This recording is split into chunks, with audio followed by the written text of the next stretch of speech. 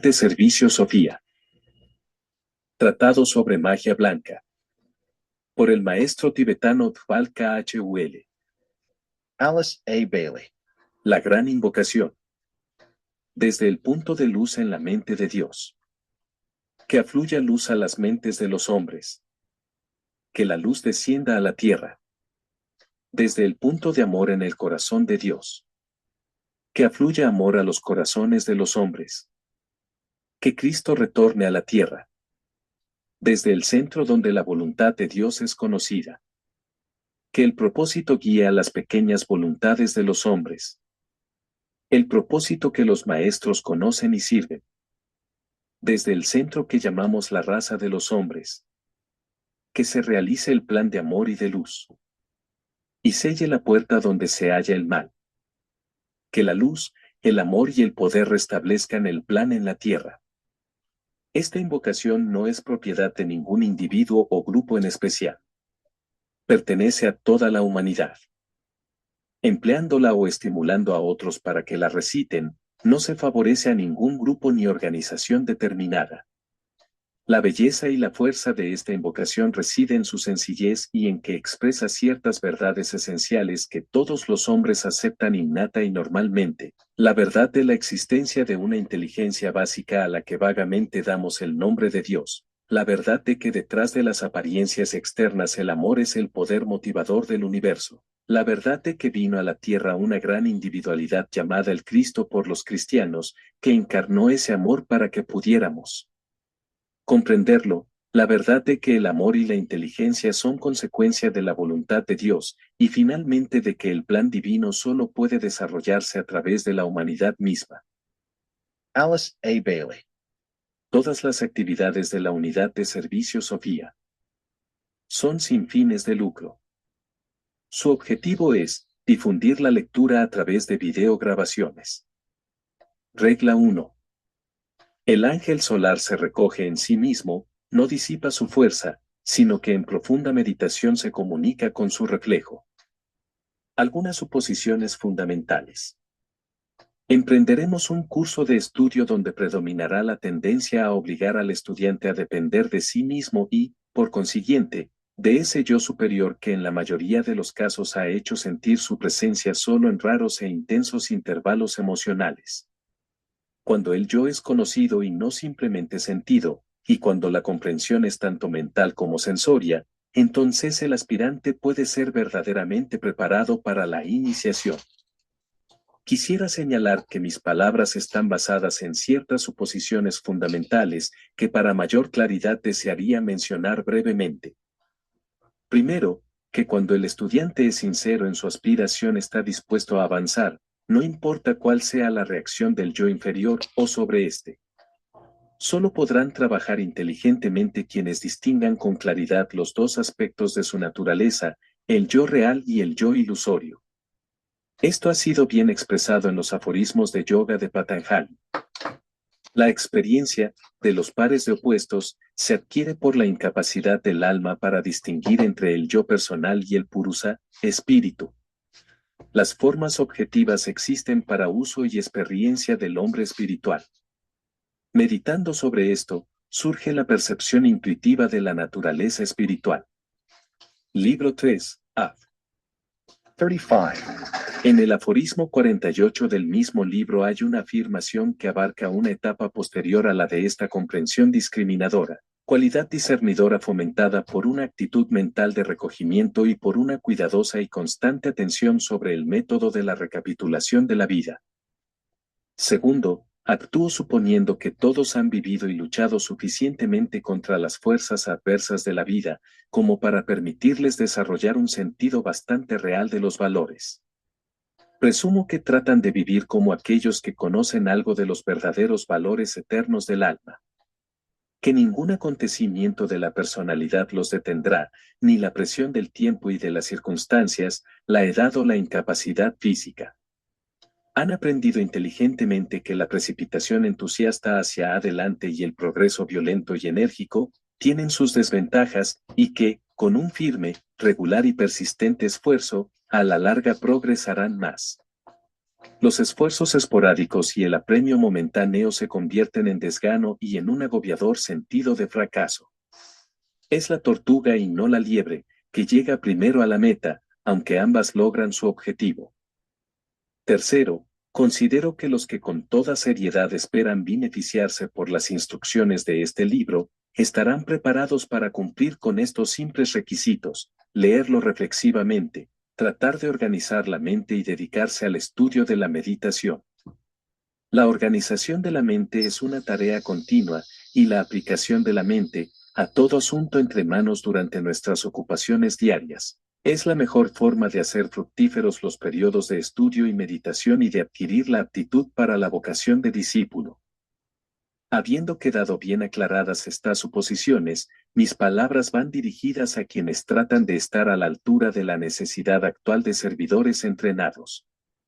Observen que no digo quienes están a la altura para ello. La intención y el esfuerzo son considerados por nosotros de primordial importancia, y ambos constituyen los principales requisitos para todo discípulo, iniciado y maestro, más el poder de persistir. Al considerar estas reglas, no me interesa tanto su aplicación al trabajo mágico mismo, como el entrenamiento del mago, y su desarrollo desde el punto de vista de su propio carácter. Más adelante podremos aplicar el conocimiento a la manifestación externa de las fuerzas mundiales, pero ahora nuestro objetivo es algo distinto. Trato de que las mentes y cerebros, por lo tanto el yo inferior de los estudiantes, se interesen en el yo superior, para agudizar en esta forma su interés mental, a fin de generar el suficiente ímpetu que los llevará adelante. Además, no debe olvidarse que una vez que la personalidad ha captado la magia del alma, esa alma dominará constantemente y se podrá confiar en que lleve el entrenamiento del hombre a su fructificación, sin estar impedido, como lo están ustedes, por los conceptos de tiempo y espacio y por desconocer el curso recorrido anteriormente por el alma implicada. Debe tenerse presente que, al tratarse de individuos, el trabajo requerido es doble. 1. Enseñarles a vincular el yo inferior personal con el alma influyente, de modo que haya en el cerebro físico una conciencia segura respecto a la realidad de ese hecho divino. Este conocimiento evita que la hasta ahora supuesta realidad de los tres mundos atraiga y retenga, y es el primer paso para salir del cuarto reino y entrar en el quinto. 2. Darles una instrucción tan práctica que permitirá al estudiante a comprender su propia naturaleza. Esto implica obtener algún conocimiento de las enseñanzas del pasado respecto a la constitución del hombre y la apreciación de las interpretaciones de los investigadores modernos tanto orientales como occidentales. B. Controlar las fuerzas de su propia naturaleza y aprender algo referente a las fuerzas que lo rodean. C. Capacitarse para desarrollar de tal manera sus poderes latentes que pueda resolver sus propios problemas específicos, sostenerse por sí mismo, manejar su propia vida, solucionar sus dificultades y llegar a ser tan fuerte y equilibrado en espíritu, que se le reconozca su aptitud como trabajador en el plan de la evolución, como mago blanco e integrante de ese grupo de discípulos consagrados, denominado la jerarquía de nuestro planeta.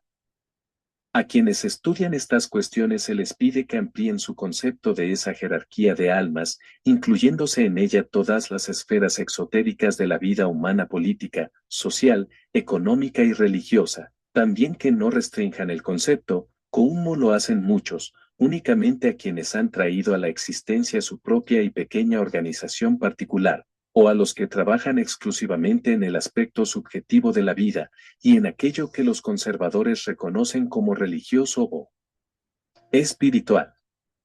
Todo lo que tiende a elevar el nivel de la humanidad, en cualquier plano de manifestación, es obra religiosa y tiene una meta espiritual, pues materia es solo espíritu en el plano más bajo, y espíritu, según se dice, es materia en el plano más alto. Todo es espíritu, y las diferenciaciones solo son producto de la mente finita. Por lo tanto, todos los colaboradores y conocedores de Dios, encarnados o desencarnados, que trabajan en cualquier campo de la manifestación divina, forman parte de la jerarquía planetaria y constituyen unidades integrantes de esa gran nube de testigos, los espectadores y observadores. Ellos poseen el poder de la visión o percepción espiritual, además de la visión física u objetiva. Al estudiar esta regla podríamos resumirla en forma sencilla, aunque profunda, con las siguientes palabras. 1, Comunicación egoica. 2, Meditación cíclica. 3, Coordinación o unificación. En Tratado sobre Fuego Cósmico estas reglas comienzan con un breve resumen del proceso y una exposición referente a la naturaleza del mago blanco. En esta primera consideración sobre el tema quisiera enumerar brevemente los datos proporcionados en el comentario, con el fin de demostrar al aspirante cuánto se le proporciona para su consideración y para su ayuda, si sabe leer y reflexionar sobre lo que lee. La breve exégesis de esta regla expresa lo siguiente. 1, Mago blanco es aquel que está en contacto con su alma. 2, Es receptivo y consciente del propósito y del plan de su alma. Es capaz de recibir impresiones del reino del espíritu y registrarlas en su cerebro físico. 4, Se afirma también que la magia blanca actúa de arriba abajo. B, Es el resultado de la vibración solar y por lo tanto de la energía egoica. C, No es un efecto de la vibración del aspecto forma de la vida, porque está divorciada de la emoción y del impulso mental. 5, La energía que desciende del alma es el resultado de el constante recogimiento interno. B, La concentrada y centralizada comunicación del alma con la mente y el cerebro. C, La continua meditación sobre el plan de evolución. 6, Por lo tanto, el alma está en profunda meditación durante todo el ciclo de encarnación física, y es lo único que le concierne al estudiante. 7, Esta meditación es de naturaleza rítmica y cíclica, como lo es todo en el cosmos. El alma respira y por esto vive su forma. Cuando la comunicación entre el alma y su instrumento es consciente y sostenida, el hombre se convierte en mago blanco. 9, Por lo tanto, quienes trabajan con magia blanca son invariablemente, y debido a la naturaleza misma de las cosas, seres humanos avanzados, pues se requieren muchos ciclos de vida para entrenar a un mago. 10, El alma domina su forma mediante el sutratma o hilo de vida, y, a través de este, vitaliza su triple instrumento, mental, emocional y físico, y así establece comunicación con el cerebro. A través del cerebro, conscientemente controlado, el hombre es energetizado para realizar una actividad inteligente en el plano físico. Lo antedicho es un breve análisis de la primera regla para la magia, y quisiera sugerir que, en el futuro, a medida que los estudiantes meditan sobre estas reglas, hagan un análisis similar.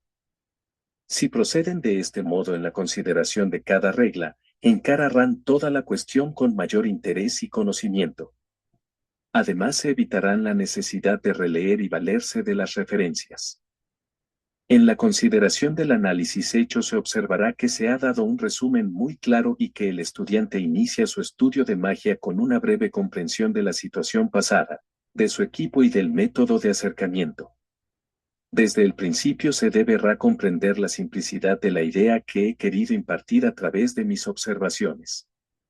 Así como en el pasado el instrumento y su relación con el mundo externo constituyó el principal hecho en la experiencia del hombre espiritual, así ahora es posible efectuar un reajuste donde el hombre espiritual, el ángel solar o alma, constituirá el hecho sobresaliente. También se comprenderá que su relación será, por medio del aspecto forma, con los mundos interno y externo. El hombre ha incluido en su relación solo el aspecto forma del campo de la evolución humana común. Ha utilizado la forma y ha sido dominado por esta. Ha sufrido por ello, y con el tiempo se ha revelado, pues se ha saciado de todo lo que pertenece al mundo material. Insatisfacción, hastío, desagrado y profunda fatiga son características muy frecuentes de quienes están al borde del discipulado. ¿Y qué es un discípulo? Es quien trata de aprender un nuevo ritmo, Entrar en un nuevo campo de experiencia y seguir los pasos de esa humanidad avanzada que antes que él ha hollado el sendero que conduce de la oscuridad a la luz y de lo irreal a lo real. Ha saboreado las alegrías de la vida en el mundo de la ilusión y ha aprendido que son impotentes para satisfacerlo y retenerlo. Ahora se encuentra en una etapa de transición entre los nuevos y los viejos estados del ser. Vibra entre la condición de la percepción del alma y la percepción de la forma. Por lo tanto, ve doble. Su percepción espiritual aumenta lenta y firmemente a medida que el cerebro se va capacitando para recibir iluminación del alma, por intermedio de la mente.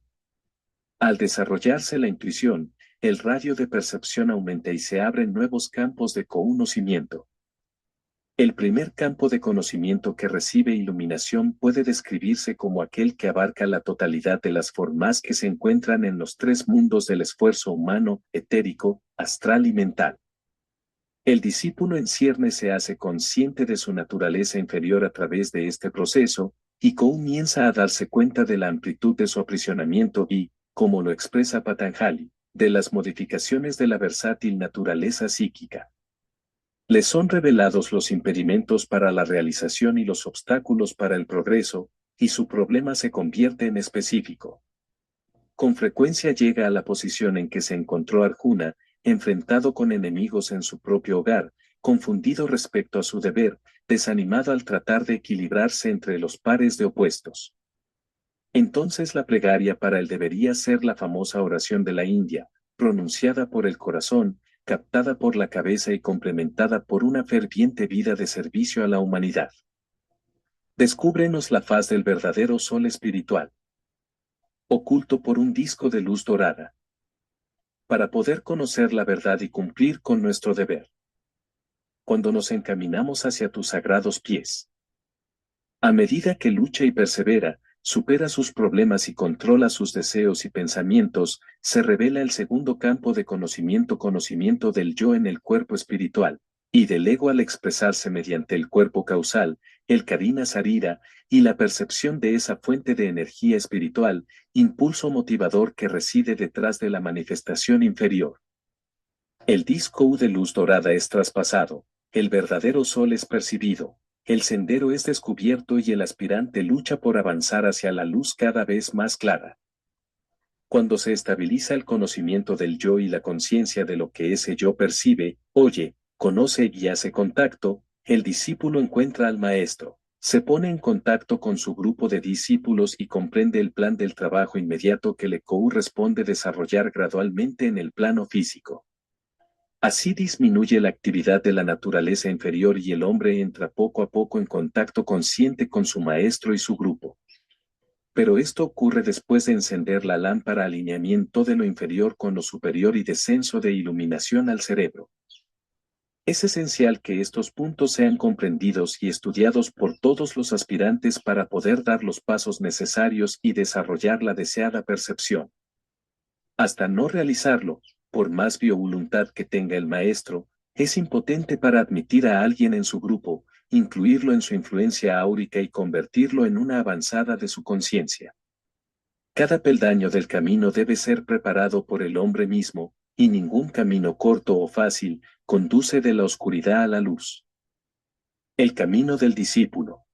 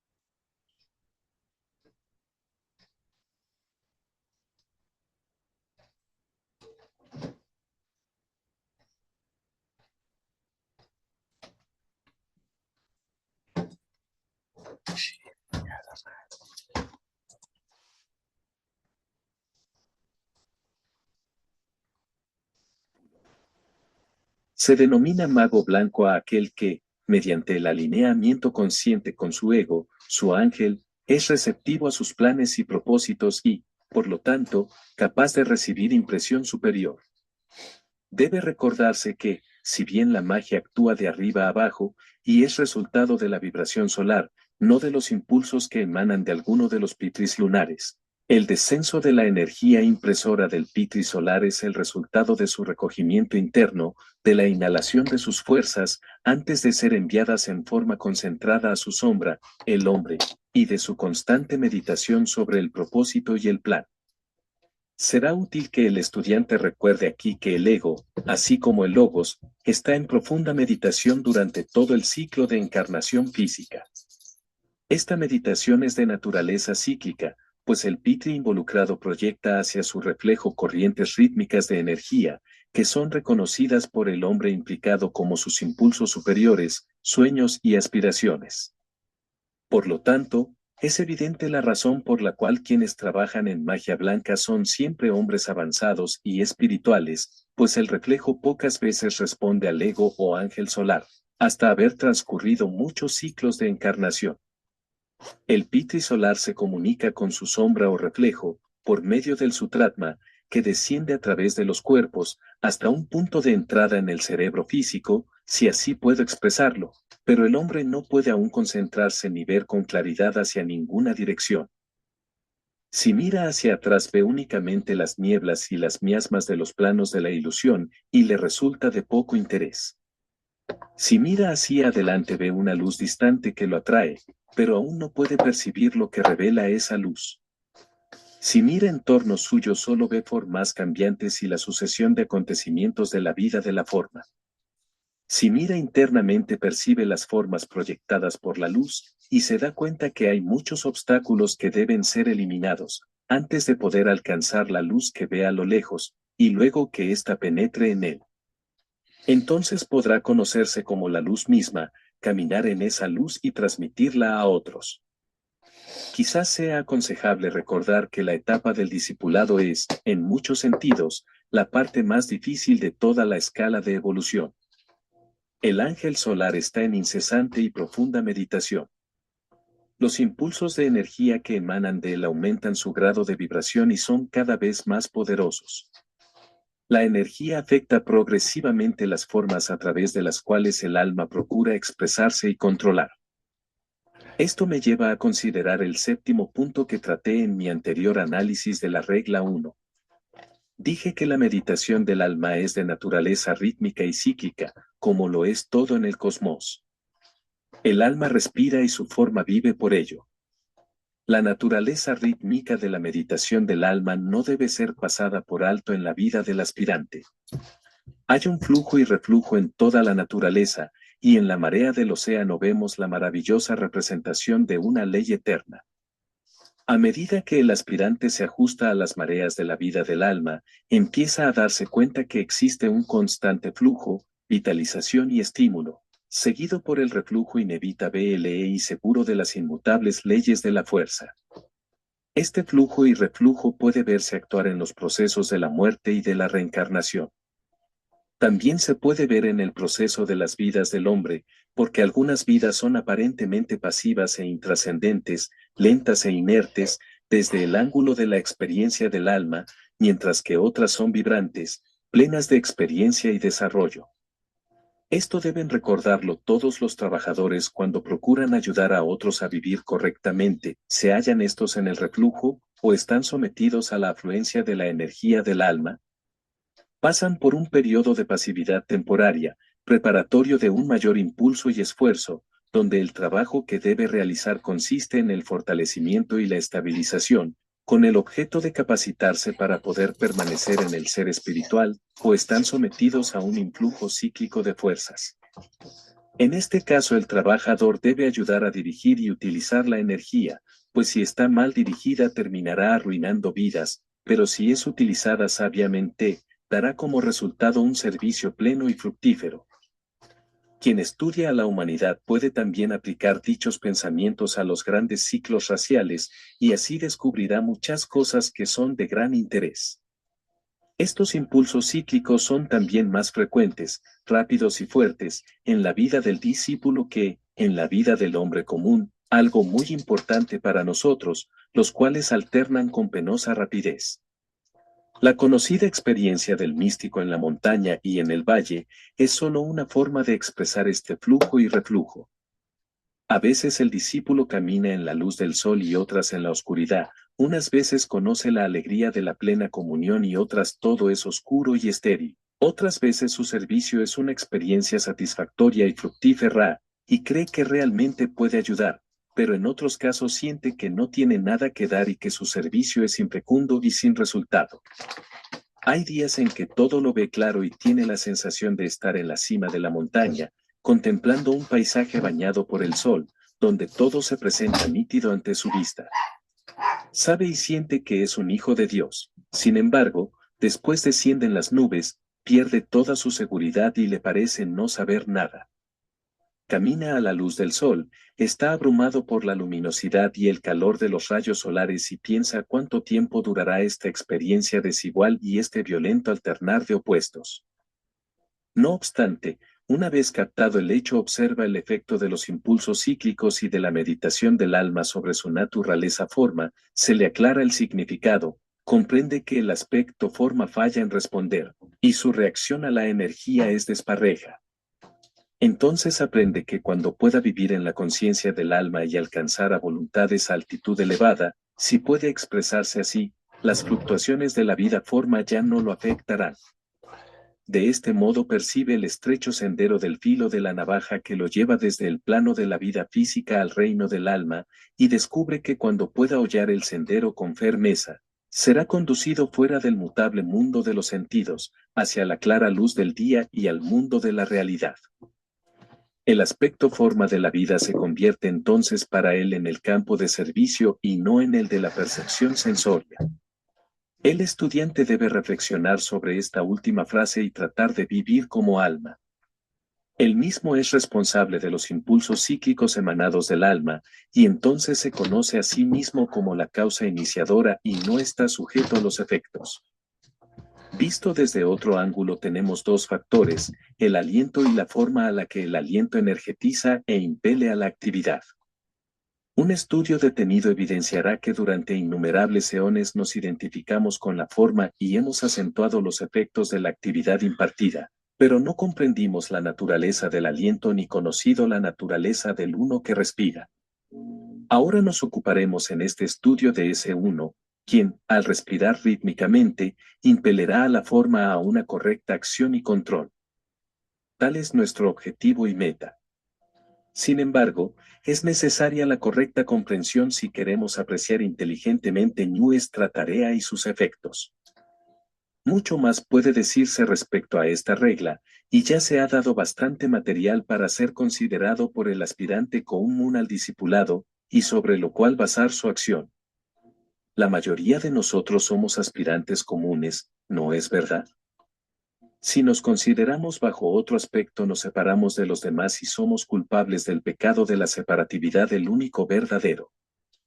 Una apreciación de los pensamientos mencionados debería dar al aspirante cierta comprensión del valor de su trabajo de meditación, en tanto que la idea de la respuesta cíclica al impulso del alma se halla detrás de las actividades de la meditación matutina, del recogimiento del mediodía y de la recapitulación vespertina. En los dos aspectos de la luna nueva y la luna llena, tenemos un mayor flujo y reflujo. Tengan esto presente. Que haya un constante y pleno fluir de fuerzas cíclicas, desde el reino del espíritu, sobre cada uno de nosotros, llamándonos al reino de la luz, del amor y del servicio y evocando en cada uno una respuesta cíclica. Que haya un constante intercambio entre quienes enseñan y el discípulo que busca instrucción. Será necesario realizar un gran trabajo preliminar. El discípulo en el plano físico y el instructor interno, sea uno de los grandes seres o el maestro en el corazón, necesitan conocerse y acostumbrarse a sus propias vibraciones.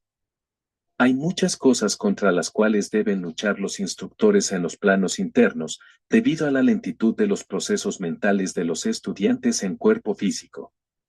Pero la confianza y la fe establecerán la correcta vibración, lo cual finalmente producirá un trabajo exacto. La falta de fe, de tranquilidad, de dedicación y la inquietud emocional obstaculizarán.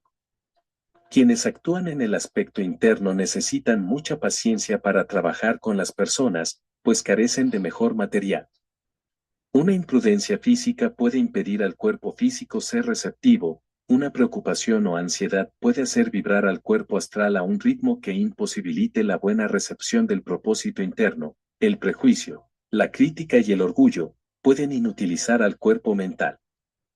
Quienes aspiran a este difícil trabajo deben observarse a sí mismos con mucho cuidado y mantener la paz y la serenidad internas y la elasticidad mental, que les permita ser de alguna utilidad para proteger y guiar a la humanidad. Por lo tanto, se pueden dar las siguientes reglas.